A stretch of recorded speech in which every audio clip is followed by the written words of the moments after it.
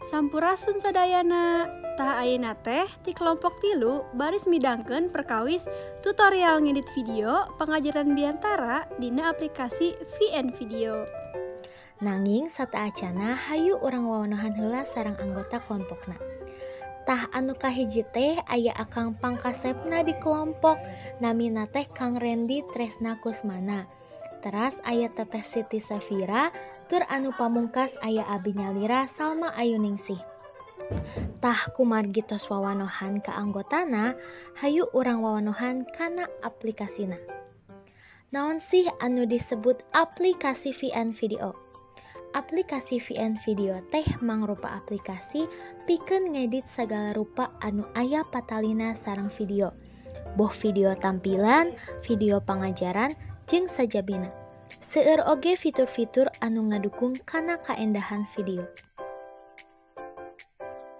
Tah geuning tos rada wanohnya kana aplikasi VN Video, sangkan leuwih paham deui, sangkan leuwih wanoh deui, hayu urang tinggal tutorial video pangajaran biantara anu diedit dina aplikasi VN Video. Lengkah-lengkah ngedit video dina VN Video. Anu kahiji, buka aplikasi VN Video. Teras klik tanda tambah nu aya di handap.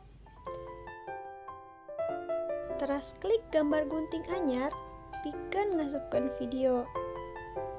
Pilih hiji atawa leuwih video anu bakal urang edit. Saatos dipilih, urang klik tanda panah nu aya di handap. Salajengna, pilih rasio figura anu dipika hoyong. Saatos kitu, urang klik teks, klik title, teras ketik wasta jeung nim nu bade dicantumkeun ku urang. Saatos kitu, klik tanda centang. Ukurana urang nguyukeun supados sae. Teras pilih warna anu dipika hoyong ku urang. Teras klik centang pami atos.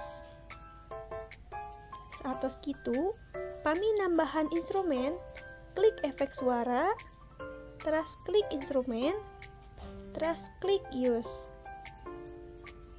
Atur volume instrumena supados teu sarua jeung sora nu keur biantara. Pami atos, klik centang. Tah videona atos rengse diedit. Teras klik simpan, klik selesai. Antosan videona nepi 100%. Pas keur proses nyimpen video, ulah mareman HP. Teras ulah keluar tina aplikasi VN Video nepi ka prosesna 100%.